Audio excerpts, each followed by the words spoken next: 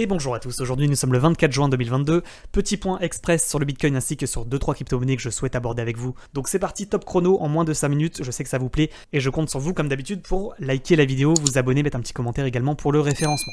Donc c'est parti, je vous rappelle qu'en vue journée, le Bitcoin a rebondi pour le moment en bas de canal descendant à 18 000 $, que actuellement il est plutôt latéral et que ce que l'on attend en vue journée c'est un croisement de ces moyennes mobiles 9 et 20 périodes. Donc c'est-à-dire la moyenne des 20 derniers jours qui devrait baisser, la moyenne des 9 derniers jours qui devrait légèrement monter, et comme ça, on attend effectivement soit ce croisement qui n'arrivera pas pour avoir un nouveau signal de vente et aller chercher à nouveau le bas de canal descendant, soit un croisement bullish de ces moyennes mobiles pour avoir un signal d'achat et aller chercher dans un premier temps la ligne de tendance baissière, voire le premier niveau de canal descendant. Donc pour le moment, on n'y est pas, on a un cours qui plutôt latéralise, contracte, pour aller chercher finalement cette moyenne mobile 20 périodes en vue journée. Pour ce qui est maintenant de la vue 4 heures, on retrouve effectivement ce biseau d'élargissement descendant dont on a parlé sur Telegram, mais également, je vous le rappelle, sur YouTube. Donc effectivement, on a les points hauts, on a les points bas, on peut tracer comme ça un biseau d'élargissement. Je vous rappelle qu'une cassure du haut de biseau pourrait être un signal d'achat pour aller chercher ce milieu de canal descendant que l'on voit ici. Pour le moment, ça n'est pas fait. Pour le moment, on manque d'acheteurs, on manque de force acheteuse pour casser de manière confirmée ce haut de biseau.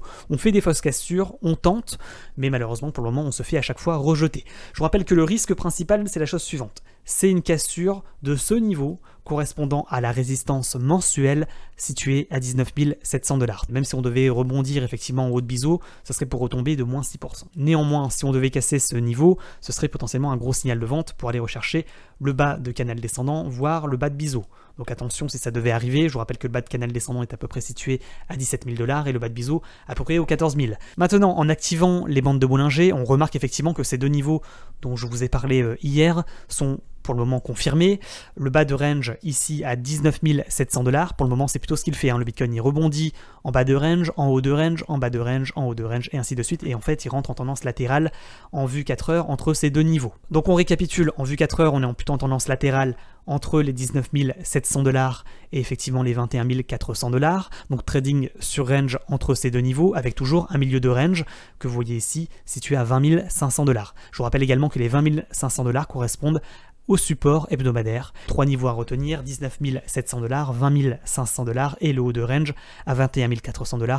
Maintenant pour terminer, vous le voyez, si on engouffre la bande basse de Bollinger et ce support mensuel à 19 700 $, ce serait un gros signal de vente, vous l'avez compris, c'est le niveau à mon avis à surveiller pour dans les heures et dans les jours à venir. Pour ce qui est de la vue 1 heure, voilà, on retrouve effectivement ce haut de biseau, pour le moment on rebondit en haut de biseau, on voit qu'on est actuellement effectivement sur résistance. Pour moi la résistance importante, elle est plutôt située à 21 400 $, c'est le niveau à mon avis à breakout pour aller chercher le milieu de canal descendant. Mais vous le voyez également en activant les volumes profile, on voit que le gros niveau pour le moment de support est situé à 20 500 $. Je vous rappelle que les 20 500 $, c'est le niveau qu'on vous a donné, c'est la résistance hebdomadaire, c'est également la moyenne mobile 20 périodes en vue 4 heures, c'est également le milieu de range, donc effectivement à court terme il ne faudrait pas casser les 20 500 $ parce que il y a de fortes chances que si on casse ce niveau, on aille chercher les 19 700 $, et à ce moment-là on aurait une baisse sur le Bitcoin de moins 4% et on s'approcherait dangereusement du niveau des 19 700 $. Donc effectivement attention à ces deux niveaux, 20 500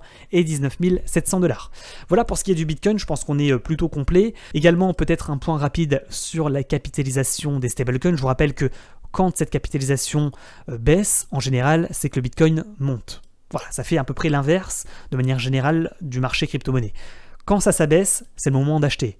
Quand ça monte, c'est le moment plutôt de vendre sur les crypto-monnaies. Il n'est pas impossible qu'on reproduise ce que l'on a eu ici. C'est-à-dire que là, on a eu un cours bullish, que le cours est retombé, pour ensuite rentrer en tendance latérale. Et selon moi, ce n'est pas impossible que l'on refasse à peu près la même chose, c'est-à-dire que là, on rebondisse en bas de range pour rechercher le haut de range, on commence à rentrer en tendance latérale pour ensuite potentiellement breakout par le haut et poursuivre effectivement la hausse. Ça voudrait dire effectivement que si on a un rebond sur les 14 et un rebond sur MM20, on pourrait avoir une hausse et donc par conséquent une baisse sur le Bitcoin. Maintenant, il y a également une autre possibilité, c'est que sur les stables, sur la capitalisation des stablecoins, on ait une épaule tête épaule, que l'on casse par le bas cette épaule tête épaule pour effectivement donner un signal bullish sur les marchés des crypto-monnaies et sur le Bitcoin. Donc ça serait un signal positif si ça devait arriver. Je vous rappelle que tous ces graphiques, bien entendu, vous pouvez les retrouver sur Discord dans l'onglet Bitcoin.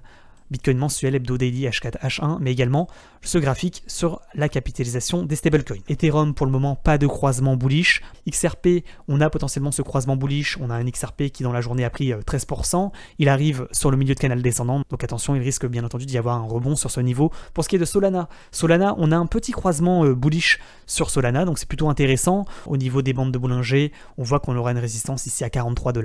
Attention quand même. Avax, également potentiellement un croisement bullish. On voit qu'on arrive sur la résistance descendante et que si elle devait casser, on aurait un signal d'achat.